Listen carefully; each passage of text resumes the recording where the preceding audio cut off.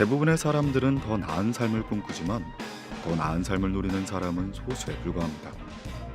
똑같은 출발점에서 같은 시작을 했음에도 불구하고 서로 다른 결과를 보이게 되는 가장 큰 이유는 무엇일까요? 반갑습니다, 여러분들. 고독한 낭독입니다. 오늘은 성공을 원하면 반드시 행동해야 한다는 강력한 메시지가 담긴 브라이언 트레이시의 행동하지 않으면 인생은 바뀌지 않는다 라는 책을 소개하려고 합니다. 목표를 달성하지 못하는 가장 큰 이유는 계획에만 머물러 있고 실행하거나 행동하지 않기 때문일 것인데요. 저자는 성공은 아주 작은 실행의 힘으로 결정된다고 말합니다. 즉, 지식이나 재능보다 중요한 것이 행동하는 작은 습관이라고 말하는 거죠. 책에서의 핵심 원칙으로는 크게 4가지를 제시하는데요. 첫 번째, 목표를 명확하게 설정하라. 두 번째, 즉시 행동하라. 세 번째, 80대 20 법칙을 활용하라. 네 번째, 실패를 두려워하지 말라. 이 책은 이러한 원칙을 바탕으로 성공하는 사람들의 행동 패턴과 실천 전략을 구체적으로 얘기하면서 단순한 동기부여가 아닌 어떻게 행동해야 하는지 실질적인 방법까지 제시합니다. 만약 변화를 원하지만 어디서부터 시작해야 할지 고민 중이라면 오늘 낭독회 끝까지 청취해 주시길 바랍니다. 들으시기 전에 좋아요와 구독 잊지 말아주시고요.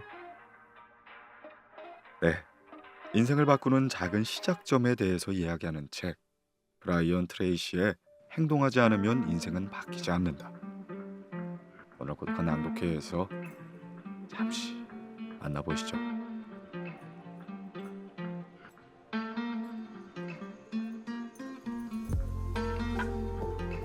행동하지 않으면 인생은 바뀌지 않는다.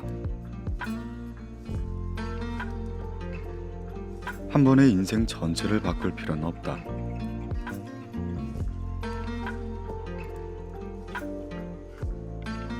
동기부여는 2가지로 나눌 수 있다. 가짜 동기부여와 진짜 동기부여다. 가짜 동기부여는 그것이 무엇이든 할 수 있다고 속삭인다. 과정과 방법은 쏙 빼놓은 채 두근거리는 느낌만 강조해서 현혹하게 된다. 크게 성공한 사람들 중에서도 이와 같이 허황되고 달콤한 방식으로 가르치는 이들이 있다. 가짜 동기부여를 받으면 영화관이나 콘서트장에서 신나고 즐기고 돌아왔을 때처럼 기분이 좋지만 며칠이 지나면 다시 일상이라는 쳇바퀴 속에서 무료함을 느끼게 된다. 그들의 말을 듣고 보는 순간 가슴이 뛰고 설레던 감각의 80% 이상이 사라지는 것이다. 반면 진짜 동기부여는 능력이 향상되었다고 느끼는 순간에 찾아온다. 어제의 자신을 뛰어넘는 미세한 전진에 만족과 희열을 느끼면서 계속 행동하고 싶은 마음이 든다. 많은 동기부여 전문가들이 목표를 빠르게 달성하고 더 나은 삶으로 나아갈 수 있는 방법으로 거창하지 않은 작은 일을 꾸준히 하라고 권유하는 이유도 바로 그것이다. 이 정도는 나도 할 수 있겠어. 전혀 복잡하지 않고 아주 현실적이군. 결과가 눈앞에 선명하게 보이지 않아 라는 생각이 들도록 하는 것이다. 생생한 자기 효능감에 쌓여 점차 발전해 나가는 모습을 뚜렷하게 그릴 수 있을 때 진짜 동기가 부여된다. 즉, 진짜 동기부여는 나아가고 있다는 감각이다. 나는 여기서 다시 한번 기상시간을 강조하고 싶다. 경제적으로 부유하고 심적으로 여유로운 사람들은 대부분 오전 6시 이전에 기상한다. 반면에 삶에 허덕이는 이들은 7시에 겨우 눈을 뜨거나 민기적거리다가 더 늦게 일어난다. 성장을 즐기고 진짜 동기부여를 받기 위해서는 기상시간을 포함해 생활습관을 바꿔야 한다. 과거 나에게 큰 영향을 미친 한 사람은 매일 오전 6시 전에 일어나는 습관이 있었다. 그가 근무하는 회사는 52개의 지점과 1만여 명의 직원을 두고 있었는데 그는 가장 낮은 직급인 우편물실의 매니저로 시작해 승진을 거듭하여 경영진까지 오른 입지전적인 인물이었다. 그는 나에게 이런 조언을 해주었다. 나는 매일 6시 이전에 일어난다네. 늦게 자고 아무리 힘들어도 어떻게든 6시 전에 일어나지. 그러면 이틀 연속으론 늦게 자면 안 된다는 사실을 깨우칠 수 있네. 만약 당신이 기상 시간에 대한 간단한 규칙만 세운다면 매일 아침 정확히 돌아가는 컴퓨터 프로그램처럼 반복적으로 기상할 수 있을 것이다. 그리고 기상 시간이 달라지면 당신이 하루에 일어나는 모든 일이 바뀌게 될 것이다.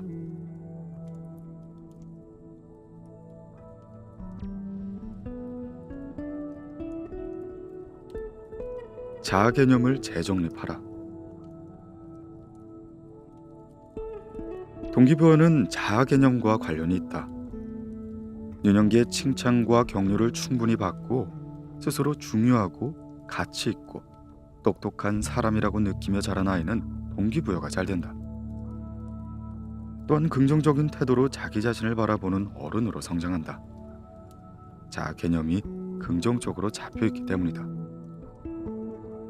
자아 개념은 자아 이상, 자아상, 자존감이 복합되어 구성되는데 그들에게는 확실한 자아 이상이 존재한다.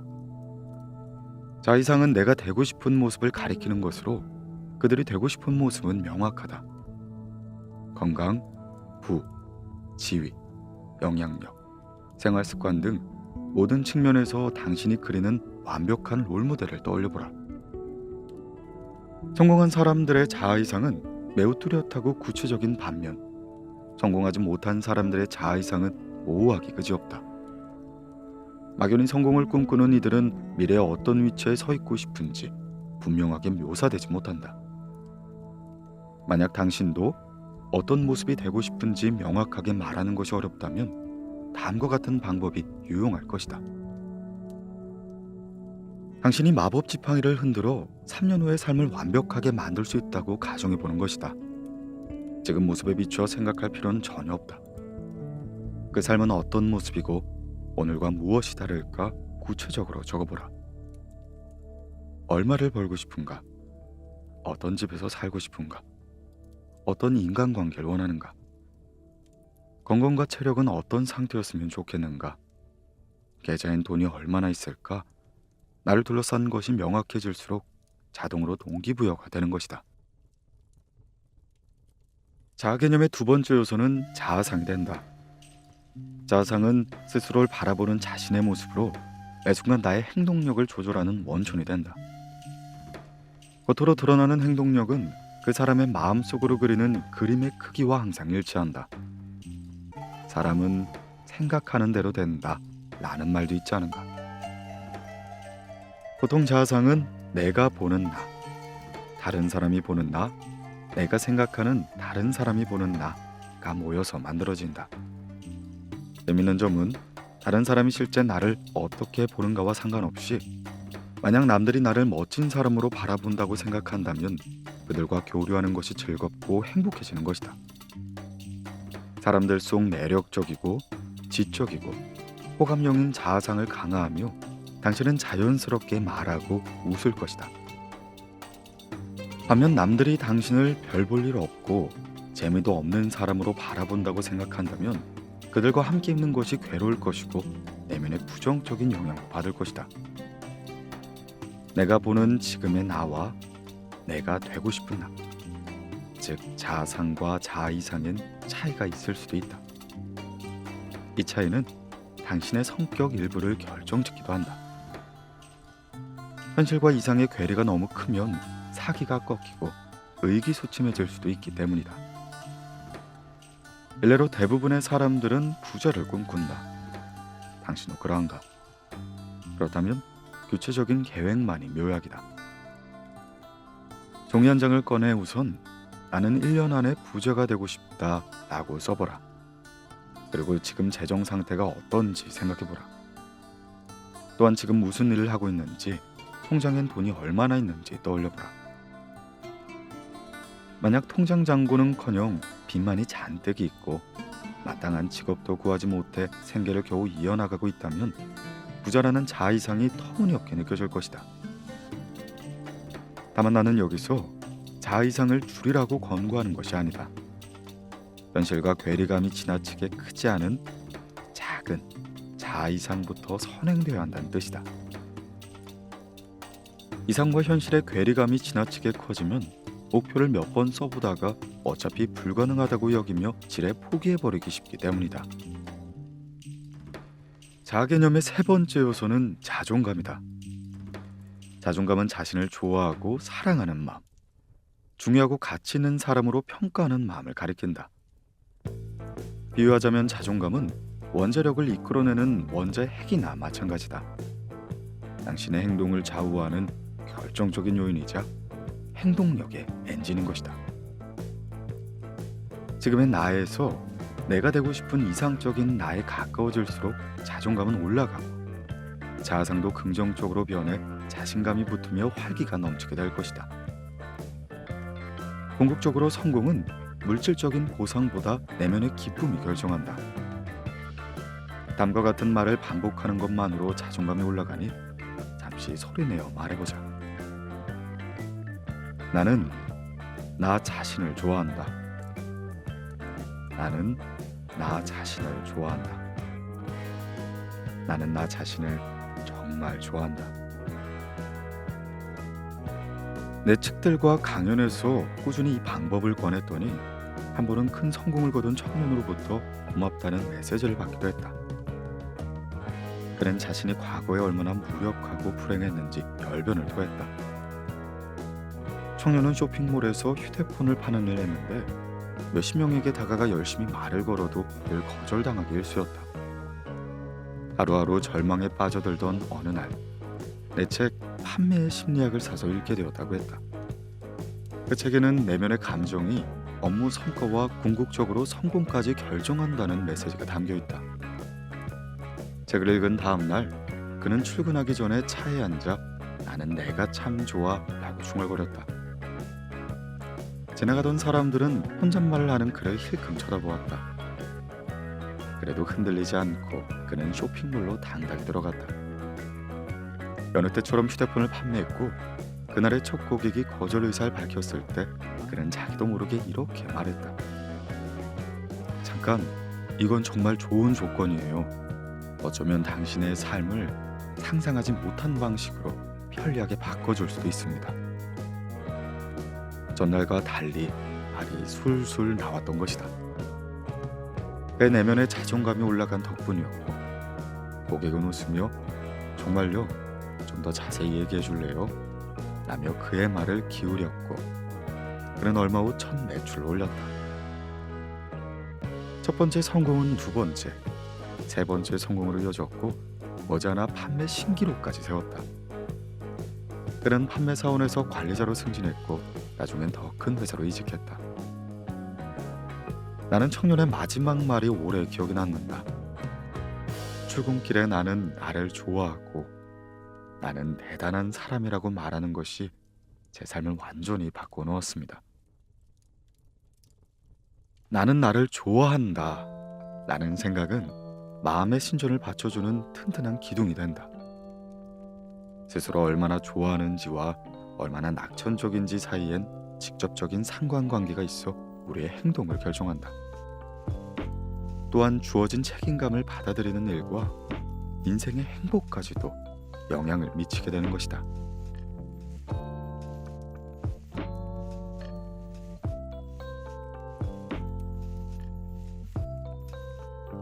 좋은 하루는 저절로 찾아오지 않는다. 요즘은 성공할 기회가 정말 많다. 다양한 제품과 서비스가 빠르게 개발되어 나오지만 여전히 충족되지 못한 고객의 욕구와 필요도 많기 때문이다. 성공한 사람들은 그 욕구와 필요를 잘 캐치한다. 그래서 누군가는 항상 현재의 상황에서 영감을 얻어 방향을 찾는 반면 왜 누군가는 할 수 없다는 패배감에 젖어 있을까? 이는 자아 개념에서 파생된 자아 탄력성의 차이에 기인한다. 실패하고 넘어져도 다시 일어나는 힘인 자아 탄력성은 최근 그릿으로 불리기도 한다. 앤젤라 더크워스가 동명의 베스트셀러를 출간하여 고안한 개념으로 성공과 성취를 이끌어내는데 결정적인 역할을 하는 용기와 진념을 어울려 가리키는 것이다. 1900년대 초중반 뉴욕에서 활동했던 영화 프로듀서 마이크 토드를 아는가? 1967년 아카데미 여우주연상을 수상한 배우 엘리자베스 테일러의 배우자이기도 하다. 그는 막대한 돈을 벌었지만 여러 작품에 투자하며 성공과 실패를 반복했다. 그러다 한번 전 재산을 털어 투자한 영화가 흥행에 참패했고 마이크 토드 파산하다 라는 헤드라인 기사가 미국 전역으로 퍼져나갔다. 수많은 기자가 그를 찾아와 질문을 던졌다. 토드 씨, 갑자기 폭삭망에 가난해진 기분은 어떠신가요? 앞으로 영화 투자는 안 하실 건가요? 그는 이렇게 답했다. 이봐요 기자 양반, 나는 잠시 돈을 잃었을 뿐이요. 돈이 없다고 마음까지 가난해지는 건 아니죠.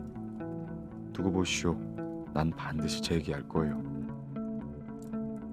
얼마 지나지 않아 그는 정말로 재기에 성공했다. 다음 작품이 크게 흥행해 다시 백만장자가 되었으며 영화계 상류사에 이름을 올렸다.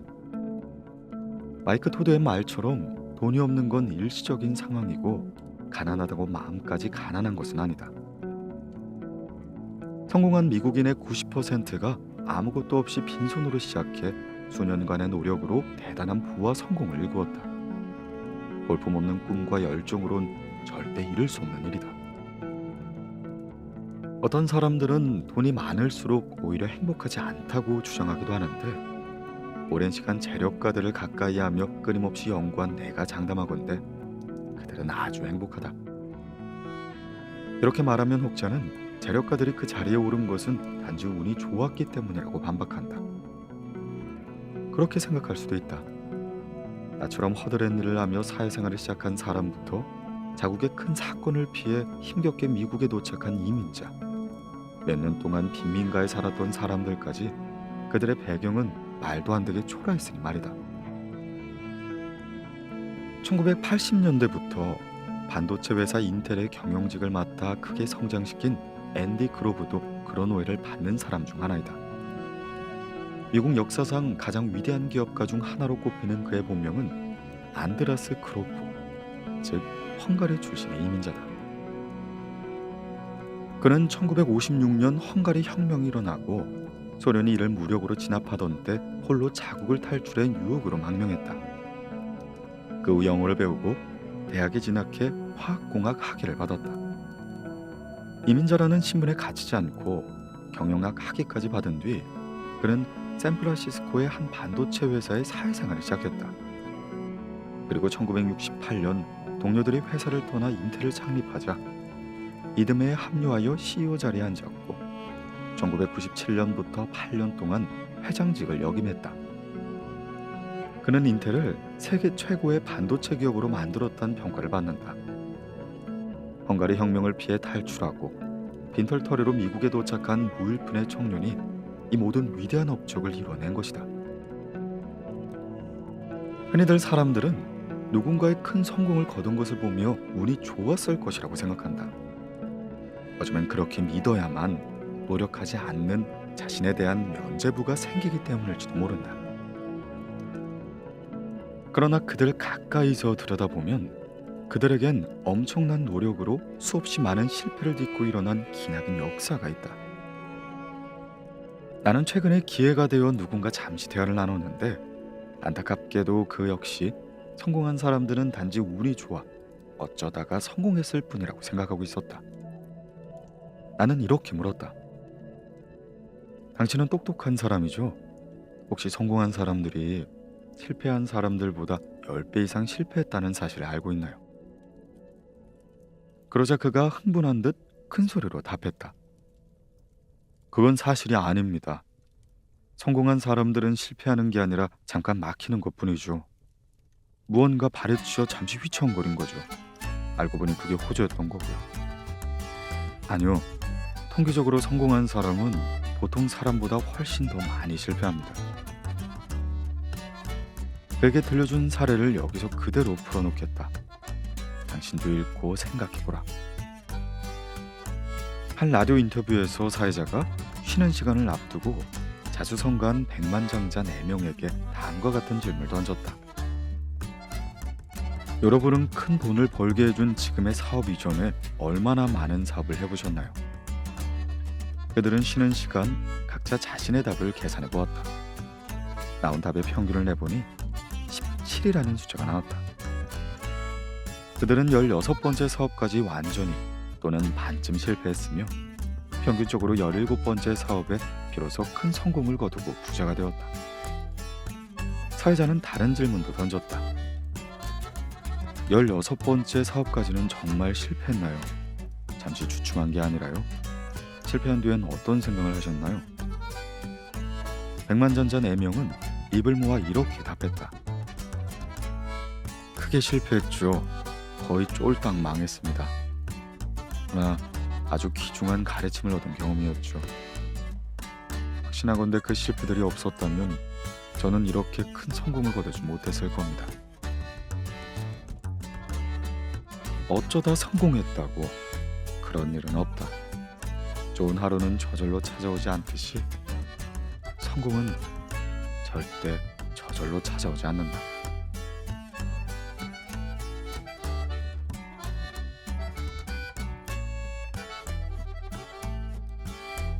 동기부여에 대한 2가지 착각. 성공한 사람들에 대한 오해와 더불어 동기부여에 대해 오해하는 사실도 있다.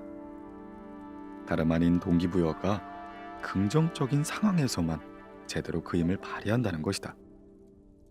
물론 당신에게 우호적이고 지지해주는 환경에서 긍정적인 인풋을 받으면 동기부여에 확실히 도움이 된다. 하지만 헝가리 혁명을 피해 미국으로 이주한 앤디 그로브의 사례에서 보듯이 동기부여는 아주 어렵고 절박한 상황에도 충분히 이루어질 수 있다. 부정적인 상황에서 어떻게 동기부여가 되는지 심리적으로 살펴보자. 심리학의 수많은 연구는 우리가 어른이 되면 어린 시절 가장 크게 박탈감을 느꼈던 것에 집착하게 된다고 말한다. 이를테면 경제적으로 어려운 가정에서 자랐다면 어른이 되어서 물질적인 성공에 집착한다. 어린 시절 부모에게 사랑을 받지 못했다면 성인이 되어 아는 이에게 사랑을 받으려 했을 것이다. 학교에서 친구들에게 무시당했다고 느꼈다면 타인에게 인정받으려고 노력할지도 모른다. 실제로 대부분의 할리우드 배우들은 어린 시절 채워지지 못한 욕구에 의해 움직인다. 유명 배우 중 상당수가 어린 시절 부모님의 관심과 사랑을 충분히 받지 못하게 자랐고 우연히 박수갈채를 받은 경험이 그들을 할리우드에 헌신하게 한 것이다. 나는 좋은 환경에서만 동기부여를 받을 수 있다는 잘못된 믿음을 깨부수고 싶다. 그래서 성공한 사업가들을 만나면 항상 몇 살 때 처음 일을 시작했냐는 질문을 던진다. 보통 10세에서 11살은 답이 나왔다. 나도 마찬가지였다. 내가 10살 때 부모님은 집안 사정이 좋지 않아 학교에 입고 갈 옷을 사줄 수 없으니 스스로 돈을 벌어 사입으라고 했다. 더운 여름날이었다. 나는 부모님의 말에 고개를 끄덕이곤 집 밖으로 나가 이웃집마다 돌아다니며 잡초를 캐주었다. 마침 동네에 사는 한 아주머니의 뒷마당에 잡초가 무성히 자라 있었다. 나는 1시간에 25센트의 시급을 받으며 잡초를 정리했고 뙤약볕에서 땀을 뻘뻘 흘리며 잡초가 무성한 마당에서 괭이질을 반복했다. 마당 전체에 잡초를 캐고 갈퀴로 끌어모아 치우기까지 2주 정도의 시간이 걸렸다. 그렇게 번 돈으로 새학기에 입을 옷을 샀다. 그리고 그날 이후로 나는 부모님께 단 한 번도 손을 벌린 적이 없다. 세계 최고 자산가로 꼽히는 워렌 버핏도 14살 땐 돈이 많지 않았다. 매일 새벽 4시에 일어나 신문 배달을 했고 신문 한 부를 배달할 때마다 1센트를 벌었다. 다행히 그는 부모님 집에서 살았던 덕분에 번 돈을 전부 저축할 수가 있었다. 그렇게 3, 4년간 신문 20만 부를 배달해 $2,000라는 종잣돈을 모았고 1962년 전부 투자에 사용했다. 그리고 오늘날 그의 자산이 $1,040억 이른다. 그가 운이 좋아서 갑자기 그렇게 큰 돈을 만지게 된 것일까? 결코 그렇지가 않다. 신문 배달로 번 돈을 꾸준히 저축한 것이 시작이라고 할 수 있겠다. 그런데도 사람들은 백만장자는 단지 운이 좋았을 뿐이고 시작부터가 달랐다고 생각하니 안타깝기가 그지없다. 버핏의 부가 어디서 시작되었는지 똑똑히 보라. 경제적으로 어렵고 아무런 지지도 없는 부정적인 상황에서도 얼마든지 비전을 향한 여정은 시작할 수가 있는 것이다. 긍정적인 상황에서의 동기부여를 평가절하하려는 것이 아니다. 동기부여는 상황이 어떻든 자신이 지금보다 훨씬 더 대단한 사람이 될 수 있다는 잠재력을 깨달을 때 저절로 작동된다는 걸 전하고 싶다. 나는 심리학자 에이브러햄 매슬로를 통해 나의 잠재력을 깨달았다. 그는 이렇게 말하였다. 우리가 가진 능력은 쓰여지기 위해서 아우성을 치고 있다. 우리가 자신의 능력을 최대한 발휘할 때만 이러한 내면의 아우성을 잠재울 수 있다. 이 사실을 깨닫고 나는 남들이 술을 마시고 놀러 나갈 때 무수히 많은 시간을 공부에 투자했다. 책상에 앉아서 몇 시간씩 성공한 사람들의 책을 읽었다. 이때 부정적인 감정을 제거해야 하는 이유와 그 방법을 배웠다. 우리의 감정이 존재하는 곳은 비어있지 않다. 어떤 감정이든 항상 들어차 있기 때문이다. 그래서 부정적인 감정을 비우면 긍정적인 감정으로 채우기가 수월해진다. 행복과 즐거움뿐 아니라 목표의식도 긍정적인 감정의 한 형태라고 할 수 있다. 부정적인 감정을 내보내기 어려울 때 목표에 대해 생각하는 것으로 시작하면 된다. 스스로에게 물어보라. 인생에서 정말로 하고 싶은 일이 무엇인가? 잠시 시간이 지난 뒤 다시 물어보라.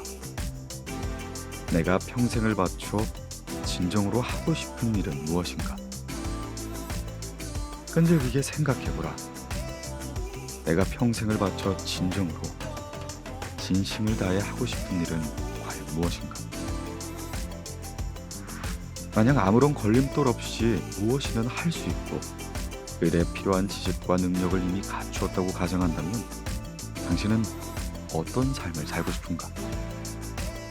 답이 명확하고 뚜렷하게 그려지는가? 가장 중요한 것은 당신의 목표다. 당신이 꿈꾸는 미래가 선명하게 보여야 한다. 그리고 그 선명한 이미지는 그 자체만으로도 긍정적인 동기부여가 된다. 동기부여에 관한 또 다른 뿌리 깊은 고정관념은 일단 불붙으면 영원히 지속될 것이라는 착각이다. 실제로 이런 믿음은 신화처럼 굳어져서 어느 동기부여 전문가가 강연에서 말했을 정도이다. 사람의 마음에 한번 동기부여의 불이 들어오면 절대 꺼지지 않는다. 많은 사람들은 한번 마음을 동하게 한 동기부여가 계속 유지되어 일상에 극적인 변화가 생기길 바란다. 이는 당연한 일이 아닐 수 없다. 동기부여가 한 번만으로 자동적으로 유지되어 당신을 끊임없이 나아가게 해주면 얼마나 좋겠는가. 그러나 일반적으로 동기부여는 매일 새롭게 창조되어야만 한다.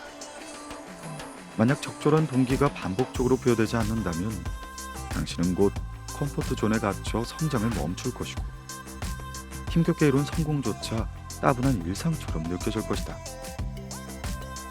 언젠가 얼 나이팅게일과 함께 나이팅게일 코넌트사를 창립하고 세계적인 자기개발 프로그램을 만들어낸 로이드 코넌트와 대화를 나눈 행운이 있었다. 그는 다음과 같이 말했다. 우리의 잠재의식에는 성공의 템플릿이 있다네. 목표를 하나 달성하면 그 결과로 성공의 템플릿이 하나 생기는 거지. 그것은 마치 건물의 뼈대와 같다. 우리는 그 뼈대에 콘크리트를 부는 일만 하면 되는 거네. 그래서 성공을 경험해보는 게 중요한 거야. 그 크기는 상관없이 말이야. 작지만 지속적인 동기부여의 중요성은 이탈리아 경제학자 빌프레도 파레토가 주창한 80대 20 법칙에서도 찾아볼 수가 있다. 20%의 원인에 의해 80%의 결과가 발생한다는 법칙으로 기업의 수익 모델을 구성하거나 개인의 시간관리법을 말할 때 적용되곤 한다. 그리고 이는 개인의 성장과 변화에도 적용해 볼 수 있다. 무의미한 80%의 에너지를 낭비하지 말고 성공을 만드는 20%의 핵심 요인에 집중하란 뜻으로 말이다. 남들이 좋다고 말하는 것을 이리저리 쫓아다니며 일상을 보내는 대신 내 인생에서 꼭 없애야 할 나쁜 습관을 제거하고 매일 하면 좋은 습관을 자리 잡게 하는데 에너지를 집중하라. 잠들기 전에 휴대폰을 보지 않는 것, 술이나 담배를 끊는 것에서부터 매일 아침 일찍 일어나는 것, 퇴근 후 1시간씩 운동을 하는 것까지 실천할 수 있는 일은 무궁무진할 것이다. 작은 성공은 엔돌핀을 가져다 준다. 머릿속에 화려한 불꽃놀이가 벌어지는 것이다. 작은 무언가를 성취하는 순간 당신은 슈퍼컴퓨터처럼 훨씬 더 큰 성공으로 나아가도록 프로그래밍이 된다. 그 작은 성공이 당신의 인생을 크게 바꾸어 줄 것이다.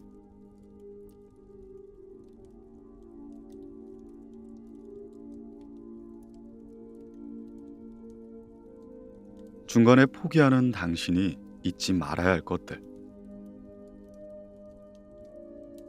한편 성공은 시각화하는 것이 매우 중요하다. 미국 최대의 미식축구 리그인 내셔널 풋볼 리그의 결승전에 진출한 두 팀에 관한 흥미로운 연구 결과로 예를 한번 들어보겠다.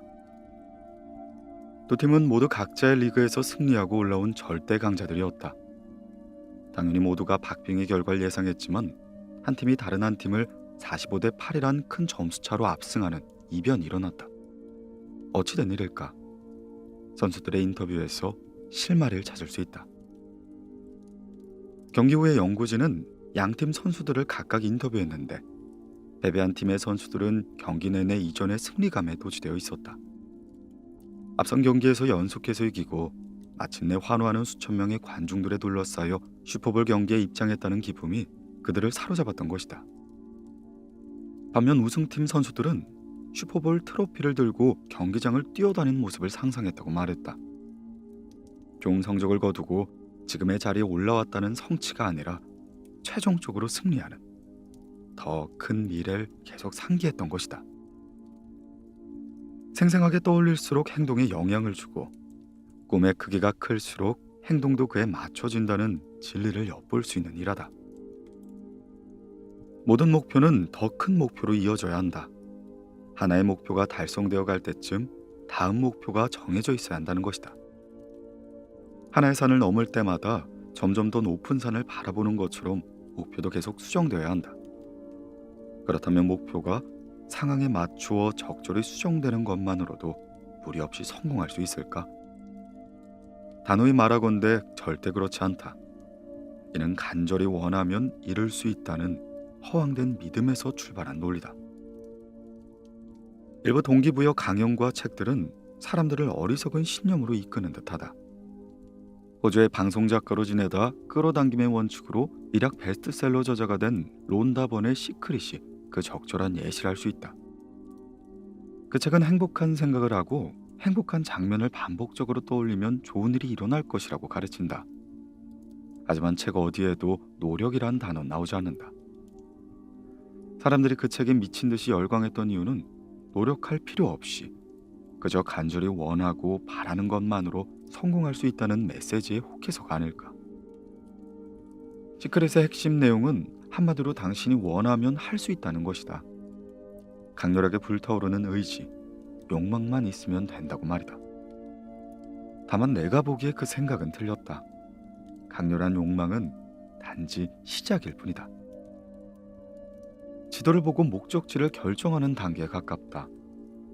이후 몸을 움직여 그곳을 나아가야 한다.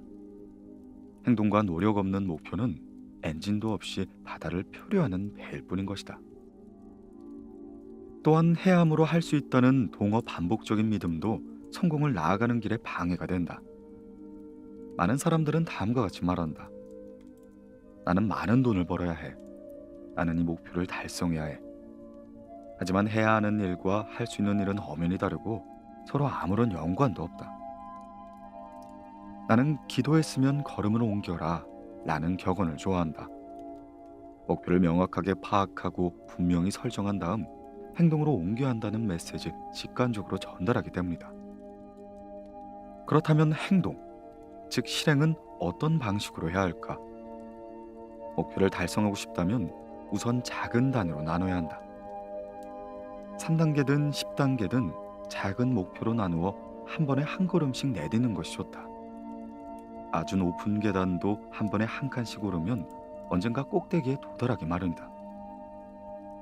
당신은 그저 매일 하루 한 칸만 올라가면 된다. 이런 단계를 나누어서 실행하다 보면 처음엔 진전이 거의 없는 것과 같아 동기부여가 되지 않을 수도 있다.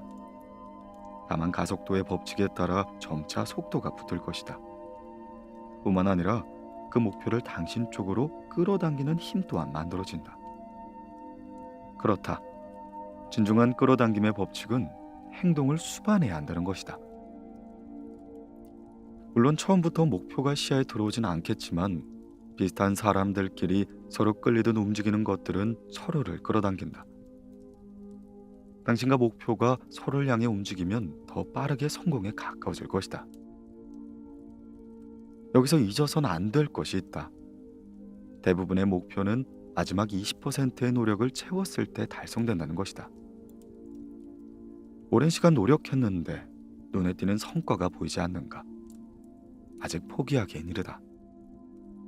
당신이 계속 버티고 목표를 향해 전진하면 어느 순간 갑자기 일이 술술 풀리게 될 것이다. 가속도의 법칙에 따라 점점 더 빠르게 움직일 테니 걱정할 필요 없다. 예상하고 기대한 것과 다른 방식일지라도 결국 목표는 이루어진다. 많은 사람들에게 영감을 준 성공학의 대가 얼 나이팅게일은 행복을 가치 있는 이상이나 목표의 점진적인 실현이라고 표현했다. 목표가 작게나마 현실로 이루어지는 모습을 보면 동기는 계속해서 재생산된다. 그렇게 우리가 끝까지 힘을 낼 수 있는 것이다.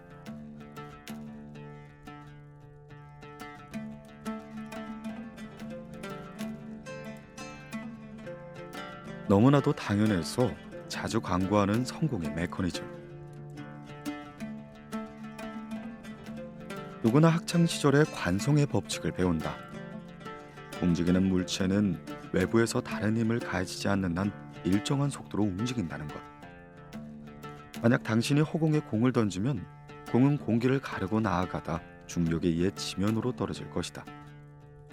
다만 중력이 없는 탁 트인 공간에 공을 던진다면 공은 무한대로 계속 움직일 것이다.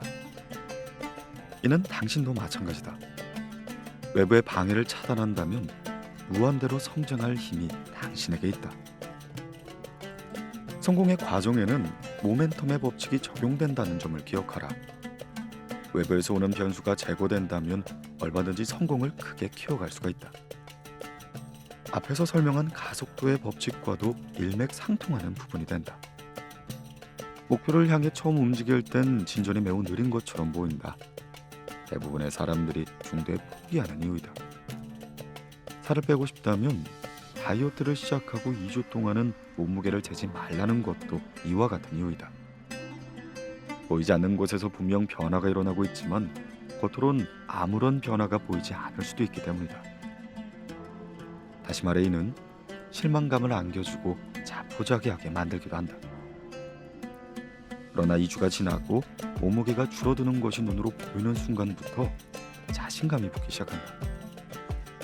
확실히 효과가 있구나. 할 수 있어. 노력할 가치가 있어. 라는 생각이 들고 이때 누군가 혹시 살 빠졌어? 라고 묻기라도 한다면 성공으로 향하는 모멘텀은 더 커지기도 한다. 다시 말해 거의 모든 것들은 당신의 믿음에 달려있다는 얘기다.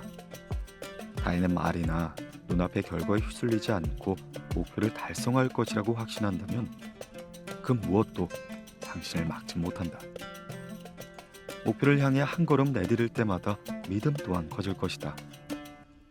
불가능할 것이라며 두려워하던 마음은 어느새 사라지고 스스로에 대한 강한 믿음이 생길 것이다. 처음엔 불신 상태에서 시작할 수가 있다. 무언가를 성취하기 전에 자기 자신을 믿지 못할 수도 있다. 부자가 되고 싶다는 생각을 하면서도 그 목표에 나아갈 수 있다고 믿지 못하는 것이다. 하지만 목표를 세우면 부자가 될 수 있고 나는 그 목표를 위해 노력할 거야. 이미 노력하고도 있고 라고 생각한다면 달라질 것이다. 노력하며 조금씩 나아가다 보면 불신이 줄어들고 심리적 중립지대에 이르기 때문이다. 완전히 믿지는 못하지만 그렇다고 믿지 않는 것도 아닌 상태 말이다. 이때가 중요하다. 거기에서 더 나아가면 믿음이 생기고 점차 커지기 시작한다. 한번 생긴 믿음은 불어난 눈덩이처럼 빠르게 커지게 되고 머지않아 확신이 들면서 도저히 멈출 수 없는 지점에까지 이른다. 그리고 그때부터 그 무엇도 목표를 향해 나아가는 당신을 막을 수가 없다. 당신이 당신의 가능성을 100% 확신하기 때문이다. 세계적인 성공학 구루이자 위대한 상인의 비밀을 쓴 저자 오그만디노는 예전에 나에게 이렇게 말했다. 브라이언, 성공의 비밀이란 것은 없네. 수세기 걸쳐 계속해서 배우고 반복해온 시대를 초월한 진리만이 있을 뿐이지. 고대 그리스 로마 시대에 키케로와 플루타르코스 같은 위대한 사상가들도 동일한 성공 원칙을 제시했다. 명확한 목표를 정한 뒤 계획을 세우고 실행에 옮기는 것, 그리고 즉시 행동에 돌입하고 목표를 달성할 때까지 계속 노력하는 것. 이것은 절대 비밀이 아니다. 너무나 당연하니 오히려 뻔해 보이기도 하고 쉽게 간과하는 성공의 원칙인 것이다. 오늘날까지 성공한 수백만 명의 거장과 위인들에 의해 끊임없이 증명된 진리인 것이다. 누구나 내면의 성공과 실패의 메커니즘이 존재한다. 실패의 메커니즘은 본능적으로 발동한다. 전체 인구의 80%가 항상 돈 걱정을 하면서도 지극히 평범한 삶을 벗어나지 못하는 것이 바로 그 때문이다. 반면 성공의 메커니즘은 방아쇠를 당겨야만 발동한다. 그 방아쇠 역할을 하는 것이 목표라고 할 수 있겠다. 목표를 세우면 성공의 메커니즘이 작동되어 실패의 메커니즘을 차단한다. 당신이 목표를 향한 행동을 지속하는 한 인생에서 실패의 메커니즘은 작동하지 않게 될 것이다.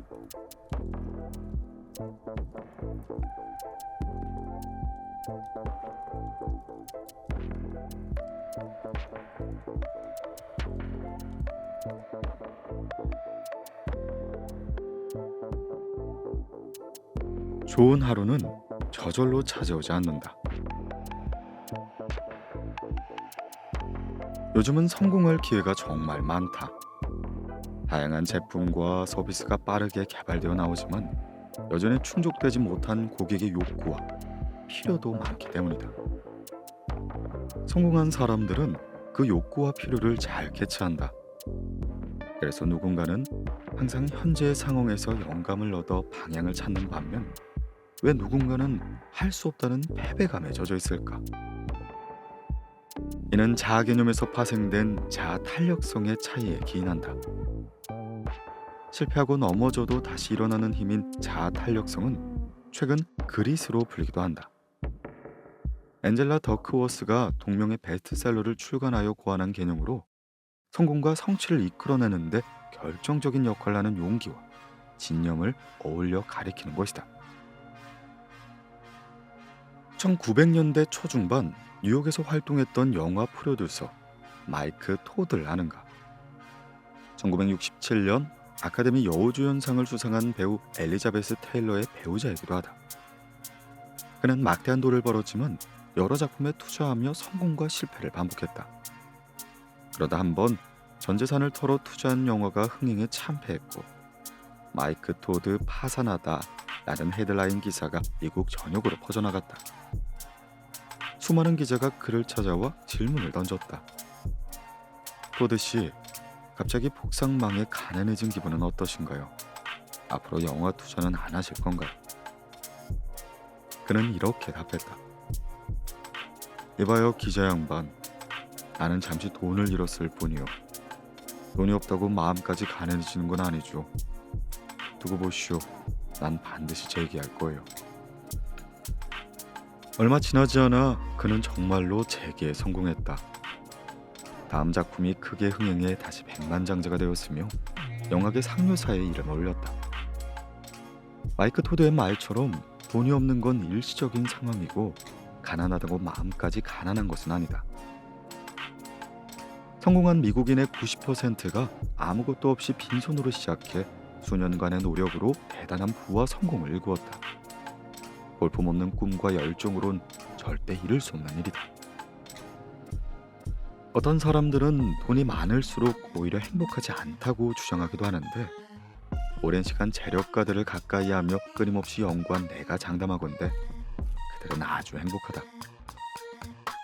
이렇게 말하면 혹자는 재력가들이 그 자리에 오른 것은 단지 운이 좋았기 때문이라고 반박한다. 그렇게 생각할 수도 있다. 나처럼 허드렛 일을 하며 사회생활을 시작한 사람부터 자국의 큰 사건을 피해 힘겹게 미국에 도착한 이민자, 몇 년 동안 빈민가에 살았던 사람들까지 그들의 배경은 말도 안 되게 초라했으니 말이다. 1980년대부터 반도체 회사 인텔의 경영직을 맡아 크게 성장시킨 앤디 그로브도 그런 오해를 받는 사람 중 하나이다. 미국 역사상 가장 위대한 기업가 중 하나로 꼽히는 그의 본명은 안드라스 그로브, 즉 헝가리 출신의 이민자다. 그는 1956년 헝가리 혁명이 일어나고 소련이 이를 무력으로 진압하던 때 홀로 자국을 탈출해 뉴욕으로 망명했다. 그 후 영어를 배우고 대학에 진학해 화학공학 학위를 받았다. 이민자라는 신분에 갇히지 않고 경영학 학위까지 받은 뒤 그는 샌프란시스코의 한 반도체 회사의 사회생활을 시작했다. 그리고 1968년 동료들이 회사를 떠나 인텔을 창립하자 이듬해에 합류하여 CEO 자리에 앉았고 1997년부터 8년 동안 회장직을 역임했다. 그는 인텔을 세계 최고의 반도체 기업으로 만들었다는 평가를 받는다. 헝가리 혁명을 피해 탈출하고 빈털터리로 미국에 도착한 무일푼의 청년이 이 모든 위대한 업적을 이뤄낸 것이다. 흔히들 사람들은 누군가의 큰 성공을 거둔 것을 보며 운이 좋았을 것이라고 생각한다. 어쩌면 그렇게 믿어야만 노력하지 않는 자신에 대한 면죄부가 생기기 때문일지도 모른다. 그러나 그들 가까이서 들여다보면 그들에겐 엄청난 노력으로 수없이 많은 실패를 딛고 일어난 기나긴 역사가 있다. 나는 최근에 기회가 되어 누군가 잠시 대화를 나눴는데 안타깝게도 그 역시 성공한 사람들은 단지 운이 좋아 어쩌다가 성공했을 뿐이라고 생각하고 있었다. 나는 이렇게 물었다. 당신은 똑똑한 사람이죠? 혹시 성공한 사람들이 실패한 사람들보다 10배 이상 실패했다는 사실을 알고 있나요? 그러자 그가 흥분한 듯 큰 소리로 답했다. 그건 사실이 아닙니다. 성공한 사람들은 실패하는 게 아니라 잠깐 막히는 것뿐이죠. 무언가 발에 치여 잠시 휘청거린 거죠. 알고 보니 그게 호조였던 거고요. 아니요. 통계적으로 성공한 사람은 보통 사람보다 훨씬 더 많이 실패합니다. 그에게 들려준 사례를 여기서 그대로 풀어놓겠다. 당신도 읽고 생각해보라. 한 라디오 인터뷰에서 사회자가 쉬는 시간을 앞두고 자수성가한 백만장자 4명에게 다음과 같은 질문을 던졌다. 여러분은 큰 돈을 벌게 해준 지금의 사업 이전에 얼마나 많은 사업을 해보셨나요? 그들은 쉬는 시간 각자 자신의 답을 계산해 보았다. 나온 답의 평균을 내보니 17이라는 숫자가 나왔다. 그들은 16번째 사업까지 완전히 또는 반쯤 실패했으며 평균적으로 17번째 사업에 비로소 큰 성공을 거두고 부자가 되었다. 사회자는 다른 질문도 던졌다. 16번째 사업까지는 정말 실패했나요? 잠시 주춤한 게 아니라요? 실패한 뒤엔 어떤 생각을 하셨나요? 백만장자 4명은 입을 모아 이렇게 답했다. 크게 실패했죠. 거의 쫄딱 망했습니다. 그러나 아주 귀중한 가르침을 얻은 경험이었죠. 확신하건대 그 실패들이 없었다면 저는 이렇게 큰 성공을 거두지 못했을 겁니다. 어쩌다 성공했다고 그런 일은 없다. 좋은 하루는 저절로 찾아오지 않듯이 성공은 절대 저절로 찾아오지 않는다.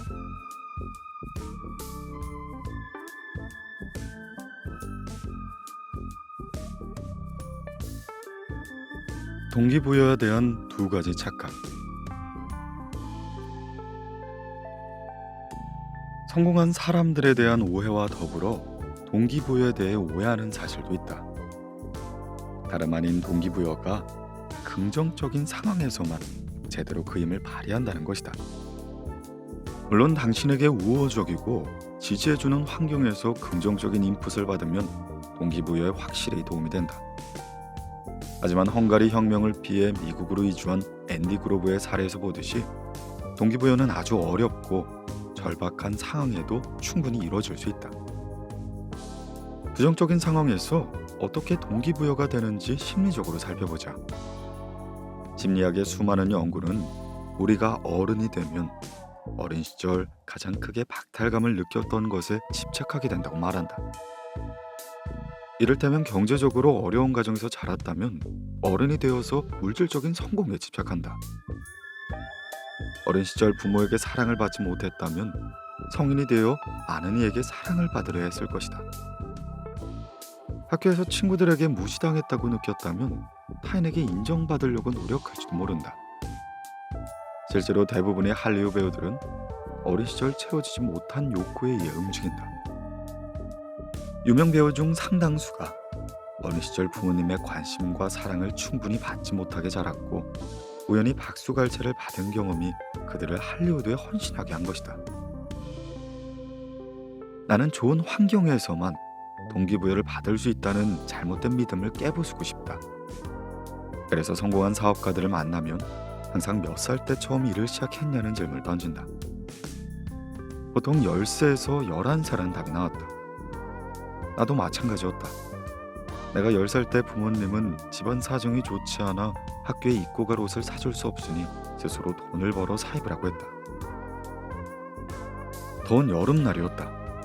나는 부모님의 말에 고개를 끄덕이곤 집 밖으로 나가 이웃집마다 돌아다니며 잡초를 캐주었다. 마침 동네에 사는 한 아주머니의 뒷마당에 잡초가 무성히 자라 있었다. 나는 한 시간에 25센트의 시급을 받으며 잡초를 정리했고 뙤약볕에서 땀을 뻘뻘 흘리며 잡초가 무성한 마당에서 괭이질을 반복했다. 마당 전체에 잡초를 캐고 갈퀴로 끌어모아 치우기까지 2주 정도의 시간이 걸렸다. 그렇게 번 돈으로 새 학기에 입을 옷을 샀다.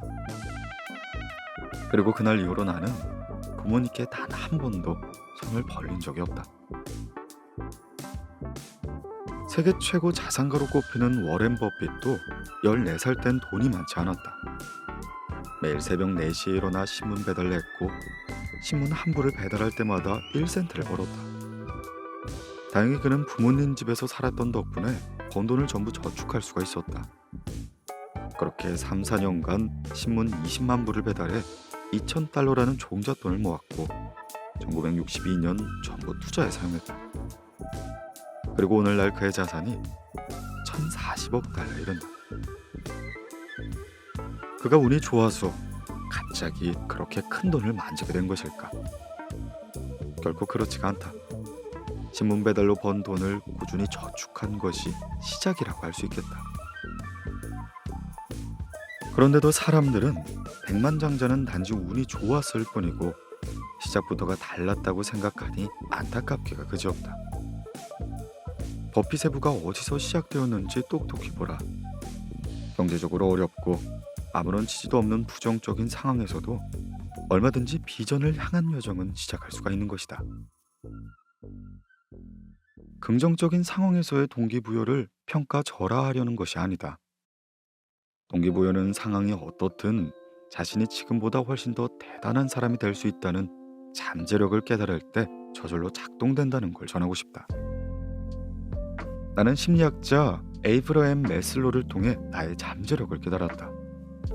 그는 이렇게 말하였다. 우리가 가진 능력은 쓰여지기 위해서 아우성을 치고 있다. 우리가 자신의 능력을 최대한 발휘할 때만 이러한 내면의 아우성을 잠재울 수 있다. 이 사실을 깨닫고 나는 남들이 술을 마시고 놀러 나갈 때 무수히 많은 시간을 공부에 투자했다. 책상에 앉아서 몇 시간씩 성공한 사람들의 책을 읽었다. 이때 부정적인 감정을 제거해야 하는 이유와 그 방법을 배웠다. 우리의 감정이 존재하는 곳은 비어있지 않다. 어떤 감정이든 항상 들어차 있기 때문이다. 그래서 부정적인 감정을 비우면 긍정적인 감정으로 채우기가 수월해진다. 행복과 즐거움뿐 아니라 목표의식도 긍정적인 감정의 한 형태라고 할 수 있다. 부정적인 감정을 내보내기 어려울 때 목표에 대해 생각하는 것으로 시작하면 된다. 스스로에게 물어보라. 인생에서 정말로 하고 싶은 일이 무엇인가? 잠시 시간이 지난 뒤 다시 물어보라. 내가 평생을 바쳐 진정으로 하고 싶은 일은 무엇인가? 끈질기게 생각해보라. 내가 평생을 바쳐 진정으로 진심을 다해 하고 싶은 일은 과연 무엇인가? 만약 아무런 걸림돌 없이 무엇이든 할 수 있고 그 일에 필요한 지식과 능력을 이미 갖추었다고 가정한다면 당신은 어떤 삶을 살고 싶은가? 답이 명확하고 뚜렷하게 그려지는가? 가장 중요한 것은 당신의 목표다. 당신이 꿈꾸는 미래가 선명하게 보여야 한다. 그리고 그 선명한 이미지는 그 자체만으로도 긍정적인 동기부여가 된다. 동기부여에 관한 또 다른 뿌리 깊은 고정관념은 일단 불붙으면 영원히 지속될 것이라는 착각이다. 실제로 이런 믿음은 신화처럼 굳어져서 어느 동기부여 전문가가 강연에서 말했을 정도이다. 사람의 마음에 한번 동기부여의 불이 들어오면 절대 꺼지지 않는다. 많은 사람들은 한번 마음을 동하게 한 동기부여가 계속 유지되어 일상에 극적인 변화가 생기길 바란다. 이는 당연한 일이 아닐 수 없다. 동기부여가 한 번만으로 자동적으로 유지되어 당신을 끊임없이 나아가게 해주면 얼마나 좋겠는가. 그러나 일반적으로 동기부여는 매일 새롭게 창조되어야만 한다. 만약 적절한 동기가 반복적으로 부여되지 않는다면 당신은 곧 컴포트 존에 갇혀 성장을 멈출 것이고 힘겹게 이룬 성공조차 따분한 일상처럼 느껴질 것이다. 언젠가 얼 나이팅게일과 함께 나이팅게일 코넌트사를 창립하고 세계적인 자기개발 프로그램을 만들어낸 로이드 코넌트와 대화를 나눈 행운이 있었다. 그는 다음과 같이 말했다. 우리의 잠재의식에는 성공의 템플릿이 있다네. 목표를 하나 달성하면 그 결과로 성공의 템플릿이 하나 생기는 거지. 그것은 마치 건물의 뼈대와 같아. 우리는 그 뼈대에 콘크리트를 붓는 일만 하면 되는 거래. 그래서 성공을 경험해보는 게 중요한 거야. 그 크기는 상관없이 말이야. 작지만 지속적인 동기부여의 중요성은 이탈리아 경제학자 빌프레도 파레토가 주창한 80대 20 법칙에서도 찾아볼 수가 있다. 20%의 원인에 의해 80%의 결과가 발생한다는 법칙으로 기업의 수익 모델을 구상하거나 개인의 시간관리법을 말할 때 적용되곤 한다. 그리고 이는 개인의 성장과 변화에도 적용해 볼 수 있다. 무의미한 80%의 에너지를 낭비하지 말고 성공을 만드는 20%의 핵심 요인에 집중하라는 뜻으로 말이다. 남들이 좋다고 말하는 것을 이리저리 쫓아다니며 일상을 보내는 대신 내 인생에서 꼭 없애야 할 나쁜 습관을 제거하고 매일 하면 좋은 습관을 자리 잡게 하는데 에너지를 집중하라. 잠들기 전에 휴대폰을 보지 않는 것, 술이나 담배를 끊는 것에서부터 매일 아침 일찍 일어나는 것, 퇴근 후 1시간씩 운동을 하는 것까지 실천할 수 있는 일은 무궁무진할 것이다. 작은 성공은 엔돌핀을 가져다 준다. 머릿속에 화려한 불꽃놀이가 벌어지는 것이다. 작은 무언가를 성취하는 순간 당신은 슈퍼컴퓨터처럼 훨씬 더 큰 성공으로 나아가도록 프로그래밍이 된다. 그 작은 성공이 당신의 인생을 크게 바꿔줄 것이다.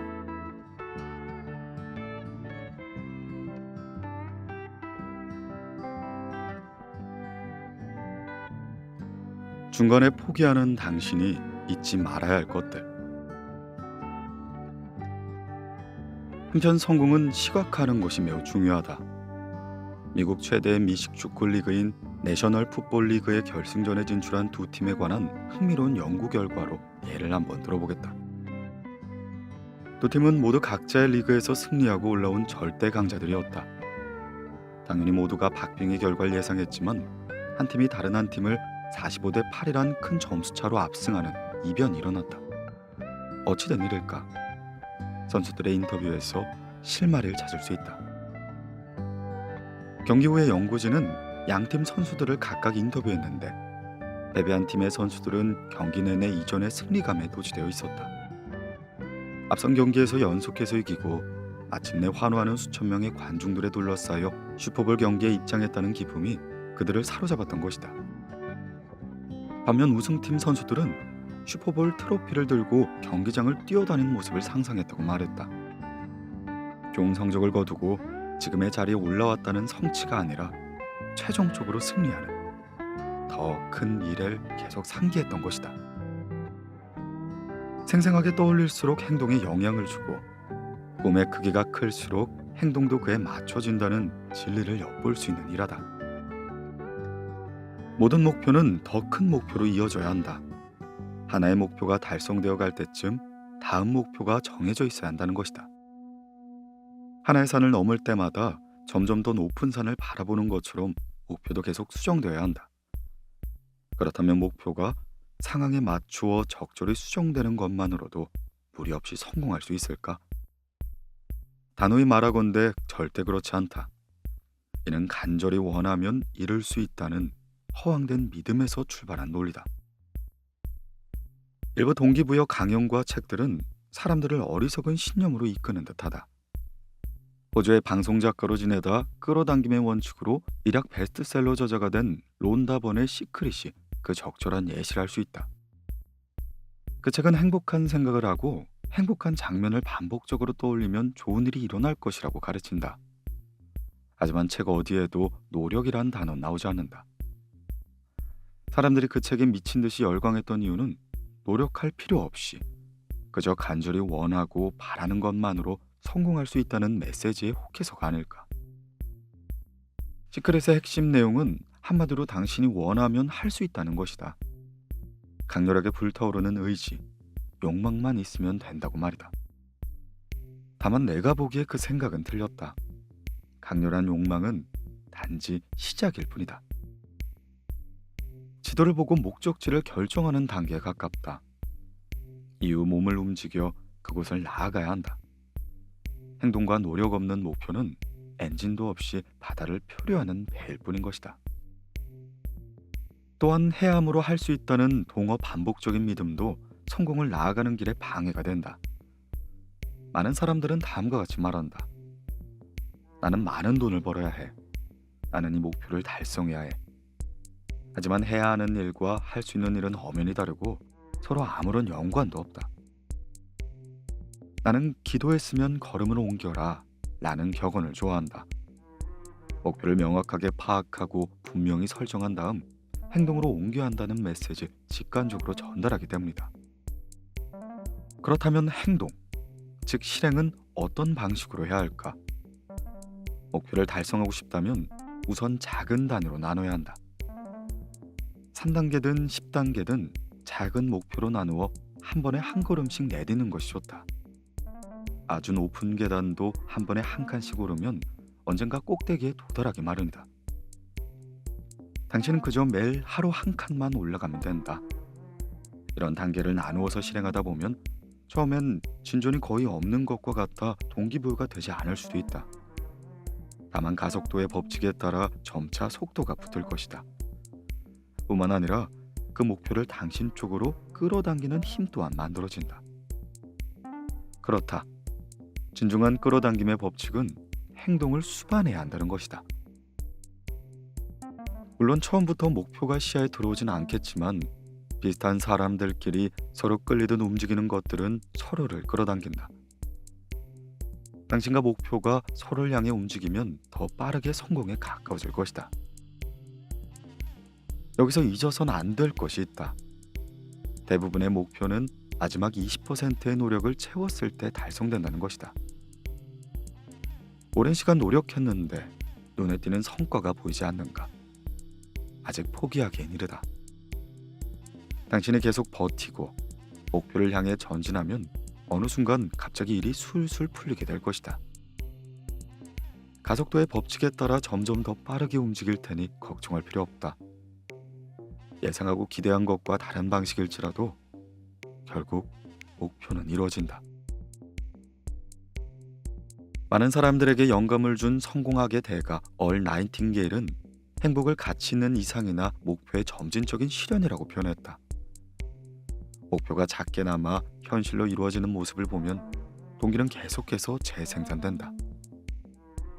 그렇게 우리가 끝까지 힘을 낼 수 있는 것이다.